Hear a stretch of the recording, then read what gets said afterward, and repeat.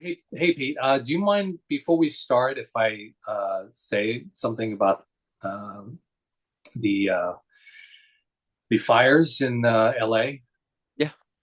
Just wanted to send out my prayers to all the people that were affected by the LA fires, and it's just heartbreaking to see the devastation and the destruction that these fires had caused.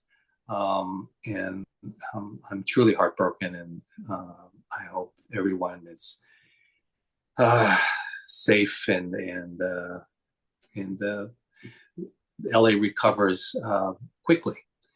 I know it's going to be a long road, but my thoughts are with you. Also, I just wanted to give a shout out to the brave firefighters and the first responders that did an amazing job to fight these horrible fires. So, thank you very much for your bravery.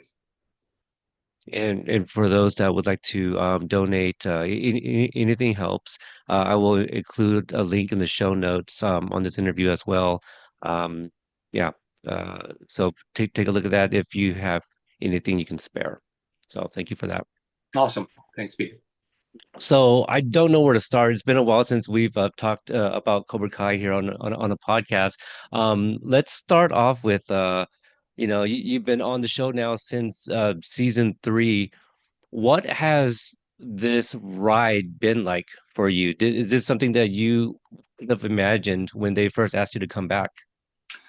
No, you don't know what to expect, and I think that's what the beauty of being part of this show is expect the unexpected, and I think that's why I think the audiences love what the show brings. It's that sense of you don't know which direction the characters are going to go, and I think that's what the beauty of playing Chosen is that from the beginning to all the way through to season 6. I mean, it's been uh, quite a ride. You see Chosen's progression, and I think that's what's kind of cool about playing this character. It's not your um, typical Asian American character now. It's just or Asian character. It's just more of different directions that he goes, and there's always a surprise. You've been able to attend a few, at least a couple cons now, and you've seen a lot more fans. What has the reception of Chosen like? Any stories you're able to share? Just any of the ones that stand out. Well, it's quite the 180 because when or if I had done any of these cons back in the day before Cobra Kai came out, and I was still known for Chosen, the bully from Karate Kid 2, I think the reception would have been a lot different. I think a lot of people would probably say, "Hey, hey, asshole, hey, jackass," But now it's totally different. They've embraced my character, and which is awesome because it gets kind of old when you're walking down the street and people are just calling you the worst things, and so now it's Billy and I talk about this all the time.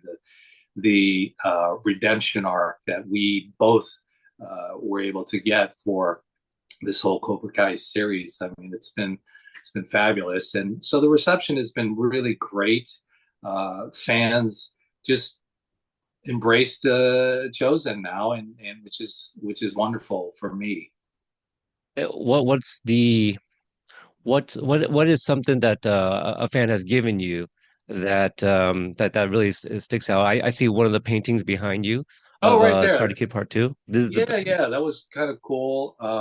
Somebody sent that to me, and that was somebody I met at a con.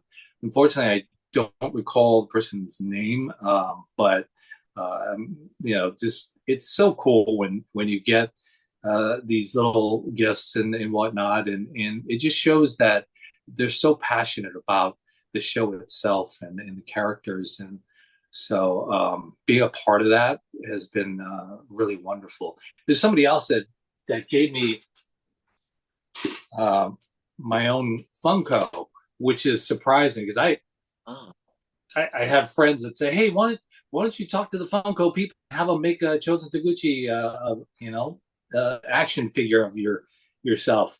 And I I have not reached out to them because it's kind of weird to say, "Hey, why don't you make a character?"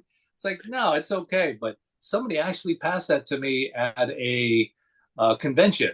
Yeah, I think it was in Pittsburgh, this last one I went to, and it was at the Steel Con, and it was great. Uh, it's cool when you get things like this, and like I said, the fans are so passionate. And some of the artwork that you see online, oh my God, it's incredible. So keep it coming. yeah. Love the artwork. Yeah, I've been enjoying seeing some of those myself. Often people tag me so I can help share. They know that I have a little bit more eyes on my account as well. So yeah, been it's been fun seeing a lot of those. Um, where's is was there a fan that you've met that traveled like really far where you're just like, wow, I can't believe you flew from wherever. What's the furthest distance can you remember that somebody Oh my God. committed? I don't really recall, but there was a lot of folks that flew in from the UK. I know that Yeah. for a fact. And some people from Brazil, either Sao Paulo or Rio. So it's pretty amazing how the fan base is on this show. I mean, it goes all over the world pretty much. So, we had some people contact me through email or whatever to come by the restaurant. And I've had people from the UK, from Brazil, from Mexico, from wherever, all across the US. They reach out and they say, "Oh, we're gonna be in Seattle. Can we maybe hook up and see you at the restaurant and this and that?" So I do try and make a point of meeting up with a lot of these fans that you figure they travel so far to come visit, that that's the least I can do, because especially if it's for a special occasion.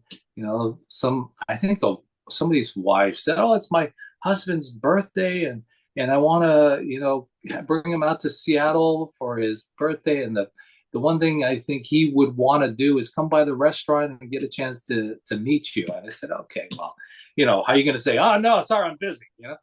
You try and make time for the fans that really, that's the reason why we do these things. It's the cons and the meet and greets. It's because it's a way to give back to the people that have supported you for all these years, right? And you know, getting a chance to engage with these fans, that's what it's about more than anything else. Yeah, yeah, that would be a really cool gift there to have, to celebrate a birthday and just to stop by Kona Kitchen, hang out a little bit too. Yeah. Uh, But we now, charge triple for the food that we serve you. okay, I'm kidding. it's only I'm fair. It's kidding. only fair. I'm kidding. A few months ago, Ralph got his Hollywood star, and you were in attendance. Can you talk about that day and what that was like? Yeah, it's pretty awesome. It's well deserved. Uh, and he's so he he shows so much humility all the time, and self-deprecation, and I think that's why he's so likable, and so popular. So for me, being there and experiencing this whole ceremony, and listening to all the wonderful speeches, Billy had a great one, and then Tamlin had a very heartfelt, emotional one, and it was very special, very unique, but it was so well deserved. And being close to Pat's star, you couldn't ask for anything more. Um, yeah, so it was a special day, and I know that Ralph was extremely appreciative for that type of honor. Yeah, and had it been a while since you guys all seen each other too? Because there was like Jacob and I believe Mary was all there, Gianni and stuff. Yeah, I mean, we had done promos for the part one and two drop of season six, and that was the last time we all got a chance to see each other and talk and whatnot. So it had been a minute, but it was still wonderful as always to catch up and see all the actors, and also getting a chance to see John, Josh, and Hayden again. And Mhm. so it's always great to see them. It's like a big family reunion once we get back together again. Yeah, it was really nice to see everybody together. But you mentioned Tamlin's speech, and she knew some of the lyrics from the Glory of Love, and that's where it broke me. But yeah, yeah, that's a really really really cool day. Uh, I didn't get a chance to speak with you about the part one drop. I guess the biggest question I have from there is kind of what were your thoughts about when you first get the script and hear about this Miyagi box? Yeah, what's special about that particular episode was that Ralph directed that one, and I'll speak about that part of it because getting an opportunity to work with Ralph as a director was really cool because he is an actor's director, and that's we all speak that language, and he basically, would say one thing. I said, I got it. I know what you need. I know what you're trying to get. So I got it. But it's just he's very specific, and the way he directs is kind of how he is as an actor. He's constantly preparing and very cerebral and thinking about this and that shot and this moment, and it was pretty fantastic. And the way he shot uh, that particular episode was almost feature-esque. It didn't feel necessarily like a television show. He shot it more like a feature, which is his kind of wheelhouse because that's what he's always been doing, are a lot of features. So that's the vibe that I felt when we were on the set filming that particular episode. But the whole box thing was, um, you know, you read the script and you look at that and you go, God, it's pretty heavy stuff, right? The whole mystery behind the whole Miyagi and his past, and where he had done some things that and no one really knew. And it almost, from my perspective as a character, when you think about infallibility and all that stuff, and it humanized Miyagi, because we all put Mr. Miyagi on this pedestal as the characters, and thinking that he can do no wrong, and yet when you hear about something like this, you go, wow. It made me feel as a character that nobody's perfect in this life. You all probably have this redemption that you have to go through, because I'm sure that affected Mr. Miyagi in his youth, and knowing that he had been responsible for somebody's death. So I think, as an individual, you look at that, and I think when Chosen hears about all this stuff and all the stuff that's unfolding, then I think he realizes that, well, like anybody, nobody's perfect, and I think that's what it's about, is always trying to improve yourself, be a better person. Hmm. Interesting. I'm curious to see how it's all gonna wrap up in part three, if it does wrap up. I kind of like this joke that when it first came out, people were like, what's in it? Does it look like a spinoff?" So I'd love to see where that leads to. Um, so With part two, did you get the script for part two at the same time as part one? Did that get broken No, up? no, Okay. yeah, we it was well, with the whole strike thing too, Mm, mm. uh, that that was a real tough time because we were gone for so long, but it also gave the writing team probably a chance to really hone in and kind of flesh out every aspect of the season six. So yeah, we didn't get the part two till after we were pretty much close to being done with part one. I see. Um, so when you get the script for part one, what are your thoughts about Chosen's uh, I guess kind of his re-entrance from coming back from Okinawa? Because we haven't seen him for at least a couple episodes at this point, and then he shows up at the mixer, intoxicated, and kind of makes a whole scene. Yeah.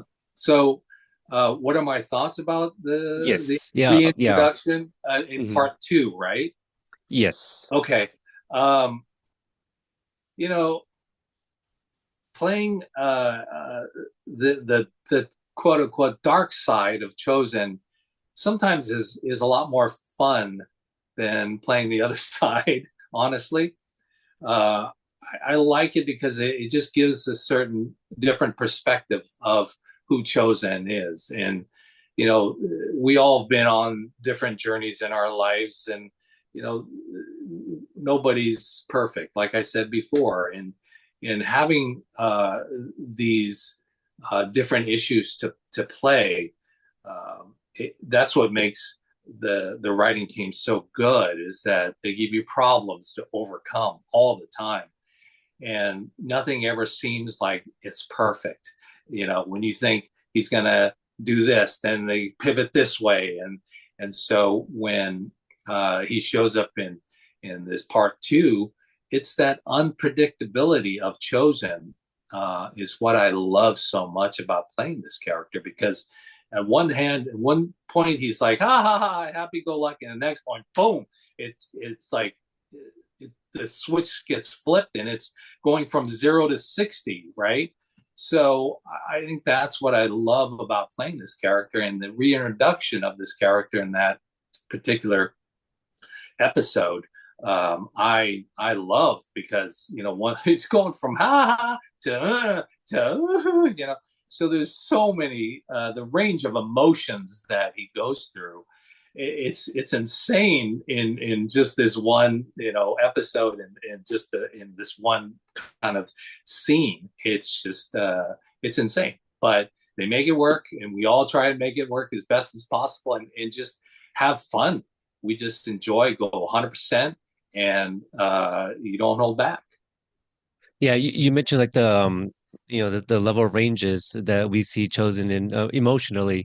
Did you guys like in different takes? Did you have to dial it back or dial it up to 11 even in certain uh, you know I think when you think about like the emotional arc, if you're playing heartbreak or devastation from whatever loss or whatever, I think you need to commit, right? If you go mm, half-ass and just go, oh, this and that, and then there's no stakes, right? There's nowhere to come.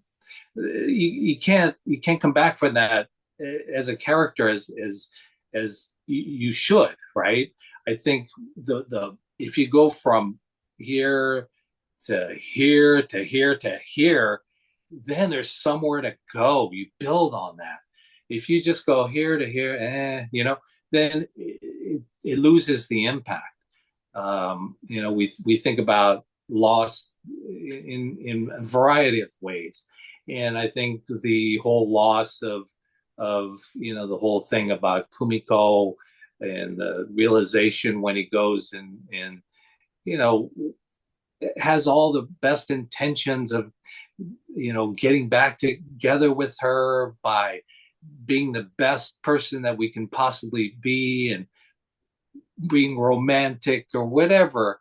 I think you're at that extreme high, and to just take a kick in the nuts pretty much, it really takes the air out of the character. And whatever kind of heartbreak, I mean, you think about how long he was probably pining for this relationship to work, and for that moment to think that, well, this is it, I guess it's not going to happen.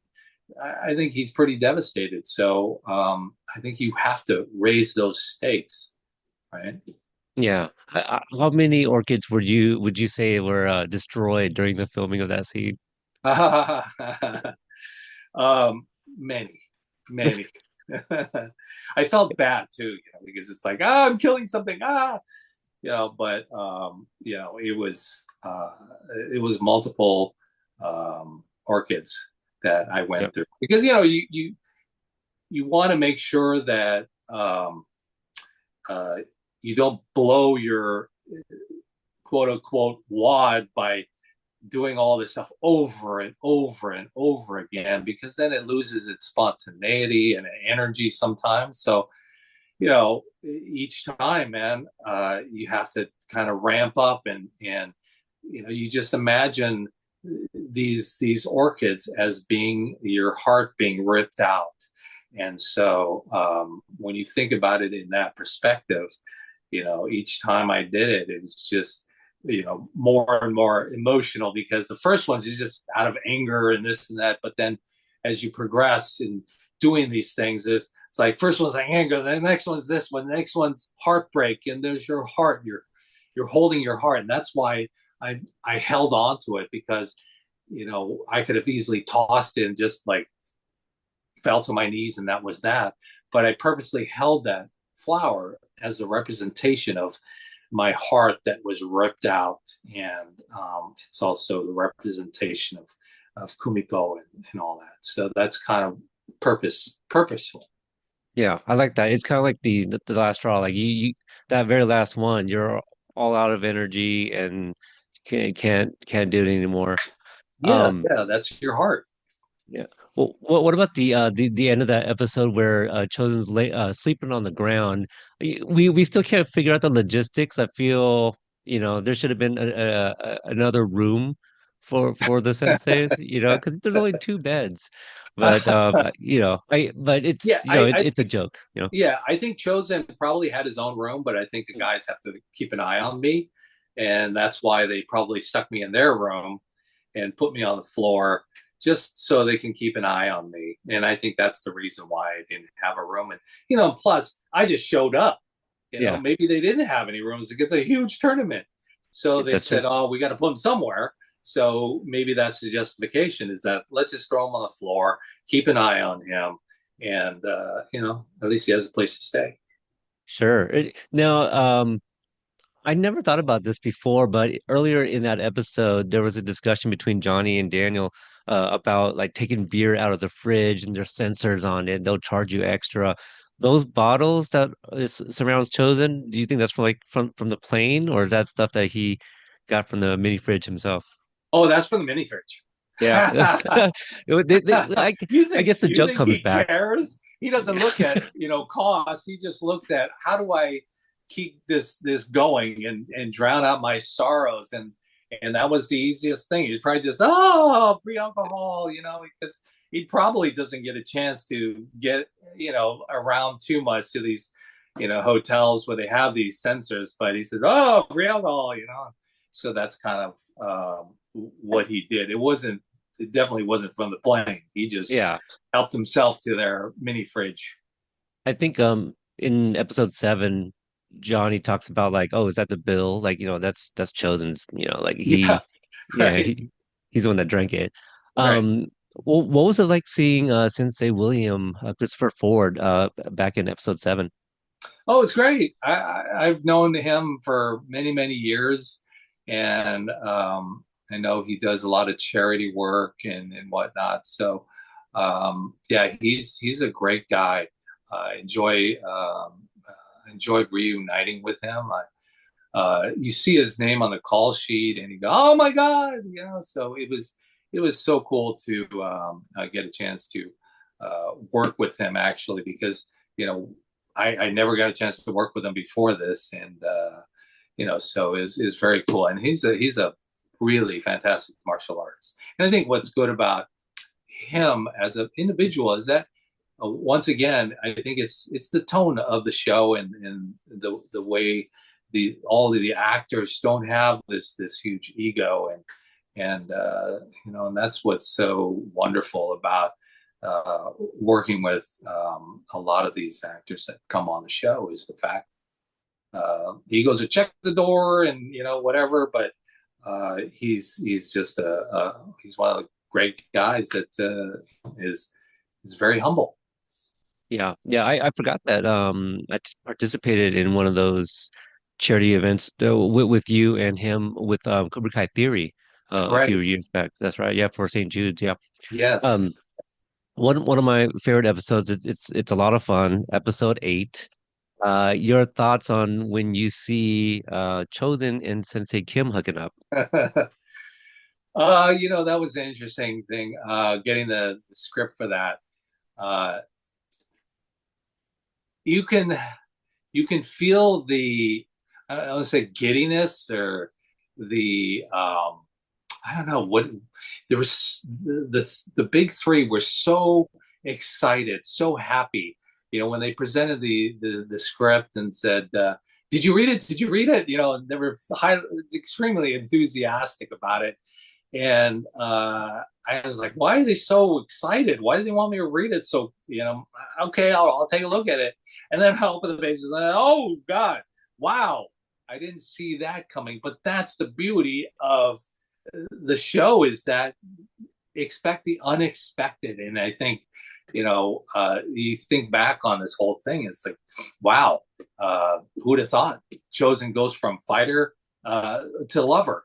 And it was quite the surprise and getting a chance to work with Alicia, it was so great, and I'm sure she on the same in the same way was happy about playing a different side of Kim Dae-un because usually it's just very stoic and Mhm. very straight and always business, but to get to quote unquote let her hair down, Yeah, I think she really relished that, and the two of us, I mean, just had a great time working that all the scenes. Now, yeah. especially, I gotta say, you had mentioned this when I talked to you before, what your favorite moment was, and you had mentioned the scene with Kim and I, and we have this thing outside of the club, and we're taking out these two guys, and then we have this confrontation, and then I turn and I get on the scooter. I tell you, visually, it's hilarious because it's such a dichotomy from who Chozen is. It's like, oh, I'm gonna kick ass and this and that. I'm taking names, and then he gets on a little scooter and rides off, and it's visually hilarious to me. And just being able to do that little bit was incredible. It was awesome. Yeah, it's I think what really makes it funny is because it doesn't take off very fast, you know. Yeah, yeah, If it was a yeah, little bit quicker, probably not as funny because you're like he's trying to get a head start to the next location. You know, exactly. she calls for a taxi and yeah, his head starts, is going at like 15 miles per hour. So Yeah, and that's what I think makes it so visually funny is that he comes on this heated argument with Kim Dae-un, and then he gets on a little scooter, and he's going as slow as somebody could probably walk. yeah. Probably. Yeah, it was definitely people still talk about it, obviously. There was a buddy of mine who was doing a live on Instagram and I just kind of tease. I go, "Oh, upcoming interview, Scooter," and he's like, "Oh, I got you. I got you." So, Now, yeah. what did you think? Did the whole Kim Dae-un thing in that bar sequence when you had the little fight and then that led up to that kiss? Did it throw you off, or did you expect something like that? Not at all. I've shared this story several times. Just my mouth dropped. It was probably the biggest mouth drop moment of the entire series for me. Kind of like how you said, it's not something anybody was going to expect. A lot of people know I'm a pretty big Chosen fan, and in my mind, I was like, there is no way. She is the enemy. Like, what would? There's no reason for them to hook up. Even when that first picture came out, of them inside the bar, face to face, and a lot of people, their immediate reaction was, "Oh, they hook up." And I'm like, "No way. No, there's something else to this scene. I don't believe it." So even while I was watching there, and it wasn't until you guys kiss, I was still like, "This isn't happening. What is going on?" Right. So it was, yeah, it was. But you go back and you watch it, and you see the tension build, and you see that the two of them are just both looking out for the best interest of their students, and you start seeing Kim react to the things that Chosen say about, oh, putting Daniel in a dog cage, and she's like, what are you talking about? Are you drunk again? And Mhm. so they Ashley and Emily did a really great job at building up that tension, and then for it to lead into the bar where it looks like Chosen's trying to call it truce. He's like, oh, so what is that move, that you did on the tourist? And she doesn't want to, kiss and tell at this point. But yeah, it all worked, but it left questions for sure because people are still kind of asking me like, well, what do you think about this Kumiko thing? Who do you think that guy is? And in my mind, I'm like, well, there's more to it. There's no way that was Tamlin's exit or Kumiko's exit. I still feel we're gonna either see her again or hear something that we don't know yet. Just because it would be too similar on how they wrote out Allie in the beginning of Karate Kid 2, where she crashes, Mr. Miyagi's car and then she left him Right. for this football player. This is almost the same kind of exit. And a lot of fans, we didn't like the way Allie was written out. And so for the Kumiko fans, I couldn't see them being really happy with this either. So if Chosen and Kim end up together, fine, but I would still like to see a proper send off for Kumiko. So that's kind Yeah. of where I'm at. Yeah, Yeah. with that. I think a lot of fans feel that same exact sentiment. Yeah. Yeah. Yeah. Let's see here. Talked about well, when was the last time you had an on-screen kiss prior to that scene? On screen. God, I don't think I've ever had one. Oh, I think I've way back, if memory serves, um, there was a movie called Real Genius back in the 80s. 85? That was your last really? Yeah, I think that might have been, I'm trying to think. And please, if had any other scenes besides that in any other movies and I'm forgetting, please don't take offense to it, whoever I ended up kissing. But yeah, I think that was the only one that was memorable because I'll never forget. I'll go back to this story. It was hilarious. Um, so I have this. They cut it out. They cut a lot of that interaction with these nerds. It was the And indoor it pool was at the scene, right? party. Yeah, it was at the Yeah. party in the pool or whatever. And then I was dancing with this girl, and they said, "Okay, now you guys should, start kissing and making out, whatever." So I started kissing this girl, and or I was about to do the scene, and then she says, "Oh, just to let you know, my boyfriend is sitting over there," and blah blah. I said, "Why do you need to tell me this information right before we're supposed to do this kissing scene?" It's like, come on, really? I don't, So it was a little moment of awkwardness, but I said, you know what? That's his problem, not my problem. And you just you commit. You don't let this stuff affect you and get in your head. So I just went for it. I think I was probably even more passionate because of that fact. And this was right before Karate Kid 2 then. If Correct. Yeah. Yeah. Just Yeah. be ready to. So the biceps were probably really, you were probably in shape, really in shape, and then because that's also after the summer beach summer. What is that Oh, Hawaiian beach Aloha movie? Summer. Yeah. Right. The Yeah, Lowest Summer we shot first, but then it came out after Karate Kid got too. it. And Yeah, then after that, I did two films that were like at the same time, Better Off Dead and Real right. Genius at the same time. So yeah, I mean, as an actor, you always have to stay in shape, and a lot of times, you get cast as a youngster doing a lot of action stuff and fight stuff and whatever. So I think you have to kind of stay in shape. And I still try to keep up with my kids, Yeah. man. Yeah, that's a I'll say this about Real Genius. We'll move on. That's that's one that I love that movie. It's a great movie. And I think it doesn't get celebrated enough. But talk about this a bunch of nerds that look your character is in shape, and Val Kilmer, isn't what you would think of a nerd when you Right. those movies. And it came out the same year as Real no. What's the other one?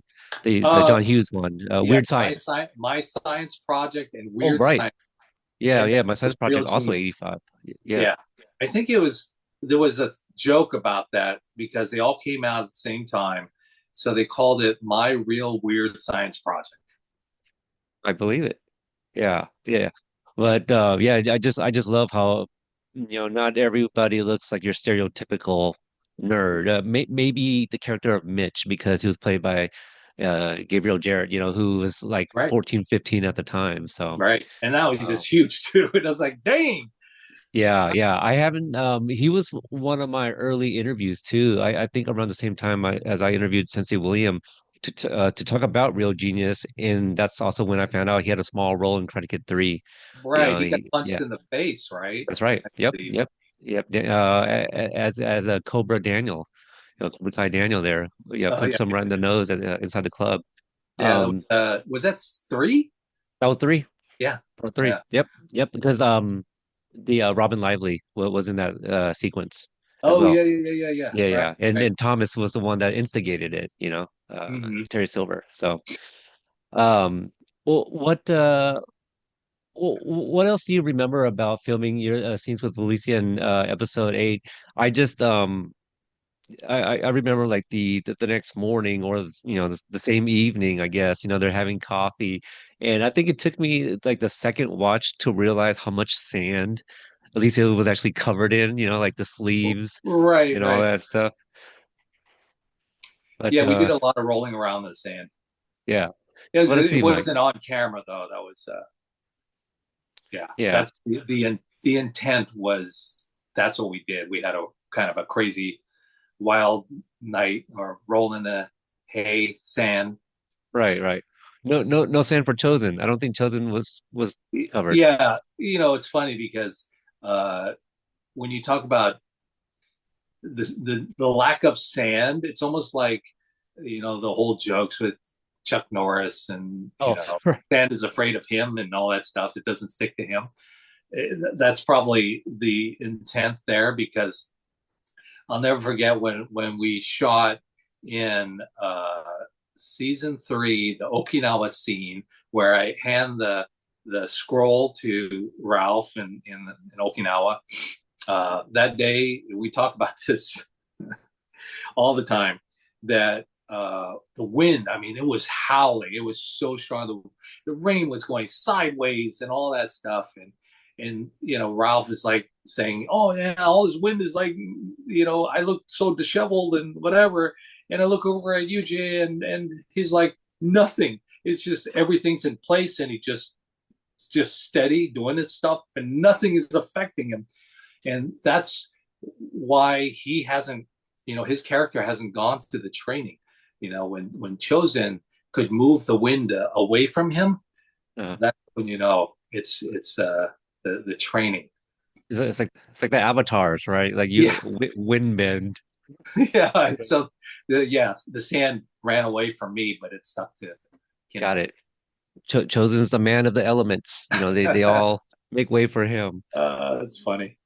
Now in episode 9. Oh, well, I think. Well, I guess I have a question about the bathtub scene. Where we get the reveal. Mhm. Terry Silver is back. Now, I think I feel like it's an acting choice, but there's a point when Terry Silver stands up and everyone has a reaction to it. I feel Right. Chosen is squinting. He's having a hard time trying to see what Terry Silver is trying to show here. Is that was that an acting choice by you there, or it's just a Um, look? it could have been the cigar smoke that was affecting my eyes. I don't know. Okay. Could have been. I think it's just, you know, whenever you run into anybody, it's I think of a Clint Eastwood moment Right. where, he's like sizing this guy up. What's he gonna do? He gets up out of that, hot tub, and I'm thinking, mother, I'm gonna fucking, fine, and maybe that's what I was thinking at the moment because he's somebody who you cannot trust, right? He took a slash in my back, and cut me open, and it was kind of a, one of those bullshit moves, So I think that's what he's probably thinking at the moment, like sizing him up. Yeah, I like that the little Clint Eastwood thing. Like I can visualize that. Right, right. Yeah, Right. yeah. Sounds good, Uh, right? Yeah, I thought so. Like I've been joking with people. I go, oh, he's squinting because there's nothing to see there. It's that's that's Chosen's counter power move there. Like I don't know what you're trying to show. Like I don't see anything. Um, in the finale of part two, we have these big fights. I understand from Josh Lamboy, who plays Ivanov. He talks about you also choreographing some of the sequences between the Chozen and Kim versus Oksana and Ivanov. Oh, well, that's the beauty of working on a show like this is that I think the fight coordinators slash stunt coordinators, they work with you on what you would possibly want to do in this particular moment. Granted, they have stuff choreographed and whatnot, but sometimes some stuff comes on the fly and they say, oh, can you do this and that? I said, sure. How about I try this and this and this? And so sometimes it's not choreographed necessarily, in a structured sense. It's just more a loose choreo, and then you just kind of run with it and play around, and then you figure it out, and boom, that's what you get. But that's hats off to the stunt team themselves. I mean, they're true heroes because honestly, they get no time some in some of these scenes, and we're talking about a huge fight scene, and they're just asked, "Oh, can you put this together? Can you put that together?" And then they put it together, do a previs, and then they get the changes, and but this is all done really quickly, and then you look at the actors that have to learn the choreo. I mean, some of these kids doing these fight sequences, my God, it's over 100 beats, even longer, and they're just like boom, boom, boom, getting it down and doing it and just delivering the goods. And that's what's so unique about the group is that they had this like this chemistry, and they just go do this, and then they get it, and then they boom go to the next, and so they're able to sell those beats and make it real, make it look like what it looks like because they put in the time and the effort, and they're really sharp. They get it down really quick and they deliver. And I think that's what's so cool about working with this team of actors, and also the team of stunt doubles and stunt men that take the hits. I mean, Josh was awesome. He just said, "Oh yeah, go ahead, hit me." I said, "I'm not going to hit you, Josh. I mean, I'll give you enough so you'll feel it."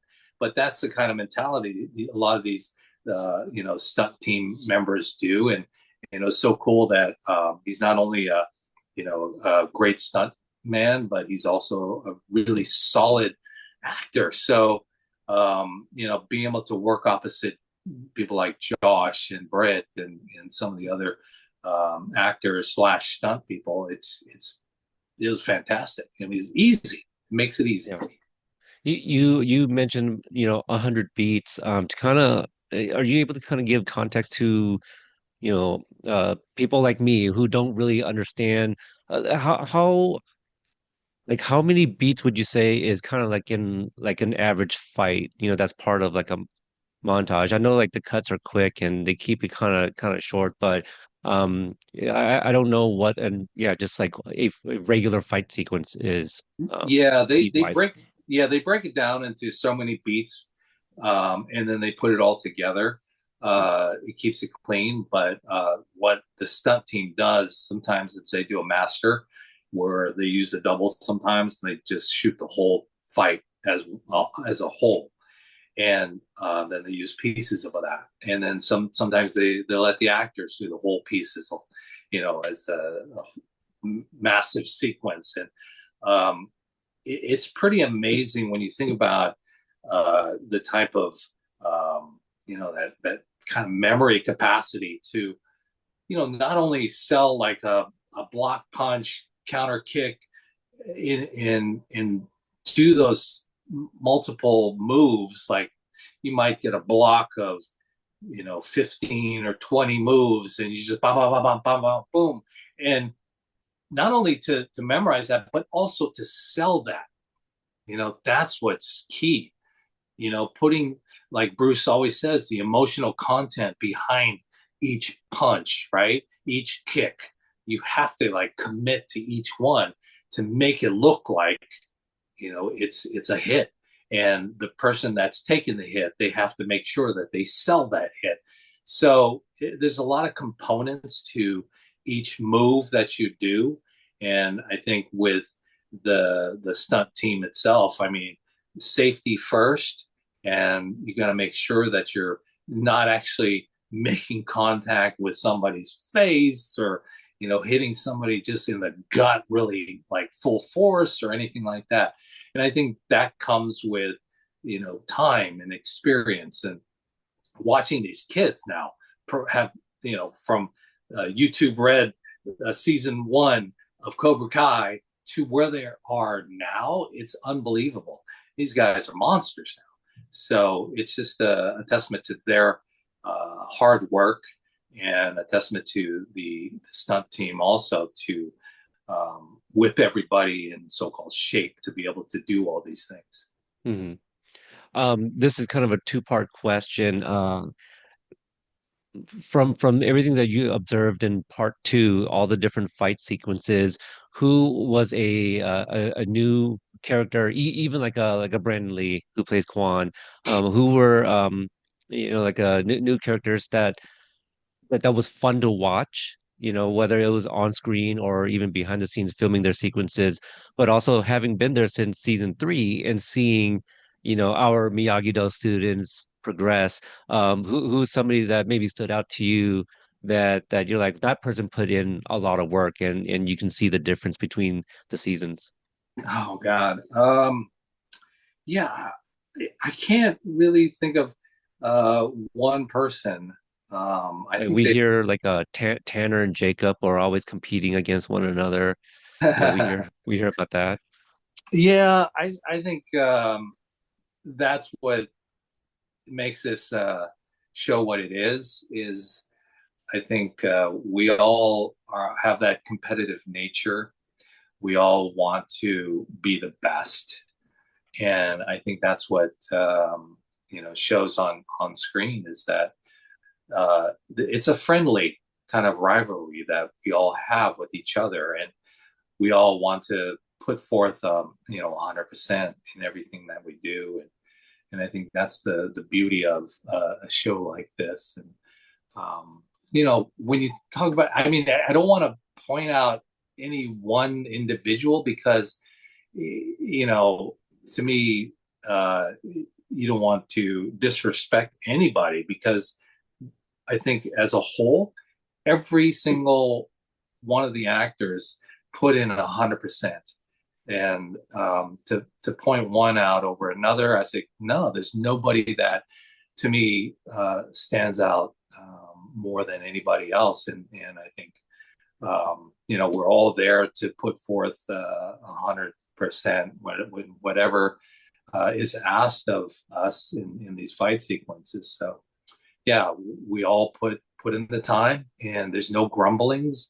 And I think that's the one thing that I will definitely miss is being in that dojo and working out and doing these fight scenes, because it's a joy. We go in there, it's yes, and we're all very supportive of one another. So I think everybody has put in the time, and freaking Brandon didn't have to put in time. He was already a freaking top-notch martial artist. So but he's fantastic. I Yeah. there's nothing as far as his technique. It's on point, and he did a fantastic job. I mean, all of them that came in as martial artists is pretty amazing. I wanted to bring up certain things regarding the whole Sekai Taikai and the whole fight scenes. There were a lot of folks that, tremendous martial artists like Reina. I mean, she blows the doors off the place because she's a firecracker. The kind of skills that she has is pretty amazing. I mean, watching Brandon and her is incredible, and all the whole sequence of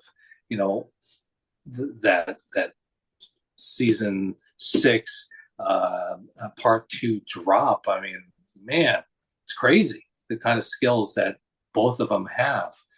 And then you also talk about somebody like Patrick.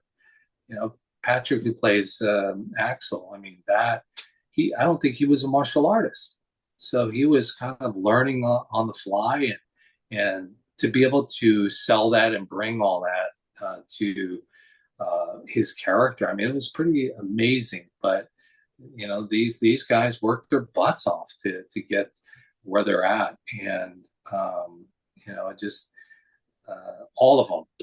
The regulars. Of course, Tanner, Peyton, Mary, Jacob, Sholo, Gianni, all of those guys. I mean, just incredible talents, and to watch them grow up on the show and become these monster martial artists, it's like a proud dad watching their kids grow up and being these, fantastic martial artists and fantastic people. Yeah, I mean, you pretty much kind of took on that like the uncle role, right? Like, so kind it's like Uncle Chosen, of you know? kind of like hopefully the cool uncle. Yeah. Yeah, but it was such a pleasure and a joy to get a chance to work with these kids. I mean, I think back on even that episode with the bad egg. It was so much fun to get a chance to interact with them, and so much fun. I can't uh, I can't tell you how much I enjoyed that bad egg sequence. Now, you mentioned Brandon. That's a good one right there. What are your thoughts about Kwan? And a lot of moments in part 2 remind me of the Karate Kid part 2. Like the when Cobra Kai come across Sam and Axel in the alleyway reminds me of oh, like geisha. Like Right. that's the chosen scene. Yeah. I think that they probably did that on purpose, with the whole, hairstyle, and I think is just the cadence and the joy that he brings when he's playing these scenes. I mean, you can see it, and that's all part of it. You have to have that sense of joy and the characters, that you play, and playing a bad guy, especially, he did bring it, and it's really cool because he just does these little things on the side, and these are things that he throws in there, right? And there was a move I think where Tanner lands a kick or a punch or something like that, and just his reaction to that was really awesome. And once again, that just goes to show that he was fully immersed in this kind of character because he Tanner landed a hit, and then uh, Brandon just kind of looks at him like, "Oh, okay, all right," you know, and it was just so organic and so real. And that wasn't in the script. I mean, that's something that he brought to his character, which was pretty amazing, and so yeah, he embraced it. And then I look at the parallels, of course, and I think they probably did that on purpose, to do what they did, with the hair. So Yeah. Yeah, since you worked with Pat in Karate Kid Part Two, in the opening of episode 10, we see Daniel's nightmare sequence right. of a young Miyagi. Did you get a chance to meet Brian Takahashi, who plays young Uh, Miyagi? yeah, I got a chance to meet him while they were doing that flashback sequence in the dojo, or in the tournaments stuff. But yeah, he was fantastic. He did a really good job. I was very impressed, and he's such a super nice guy. So yeah, be interesting to see him, in other capacities, other roles, and whatnot. Because yeah, he's really good. I liked what he brought to the character. I mean, it's tough shoes to fill, big shoes to fill. Yeah. You're playing such an iconic character, but to be able to capture that in one sequence, it's not easy.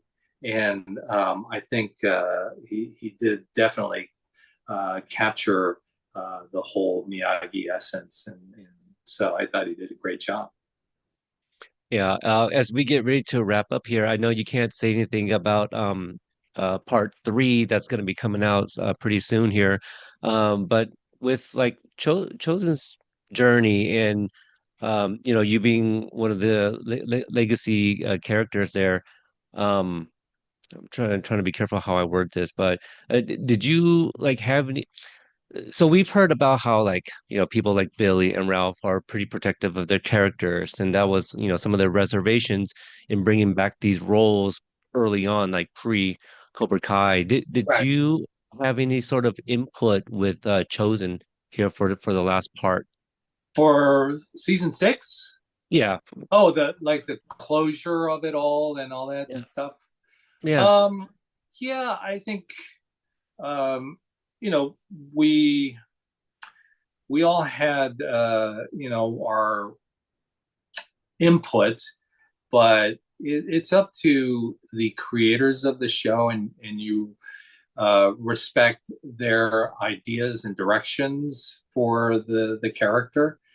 Um, but I think they did a great job with wrapping things up. I mean, there's so many characters, and to wrap up everything in a nice bow. I mean, it's a tall task, and um, I think they did a really good job in kind of paying respect to each of the characters in this Cobra Kai series. Do you have anything to say to the fans? For those that may get a chance to come see you at one of these cons. I know that you were announced in was it Orlando coming up here? Yeah, at MegaCon, I'll be there, along with I think Billy and Ralph and some of the other cast. I think Tanner and Mary are supposed to be there, and uh, Brandon as well. Brandon's supposed to be there, and also Paul, I think, is going to Oh, be yeah, there. Walter And Hauser. Yep. yeah, Marty, and I think Lisa's supposed to be there, Elizabeth Shue, and yeah, so I think it'll be a really strong contingent from Cobra Kai, and it'll be fun to reunite and see them again. But with this whole character chosen, it's been just wonderful to be part of this whole series. Who would have thought, right? You know, I felt like I went on this journey, like Chosen. We all never stop learning, and we should always strive to improve who we are, and I've learned so much from the cast and the crew, and it's wonderful to be surrounded by such a supportive group of people. And honestly, not all sets are like Cobra Kai. So I feel truly blessed to be part of that one. I hope it's not the end, but it was quite the ride, and we're still not done yet. We still have one more drop, part three, February. So buckle up because I think you'll enjoy the ride.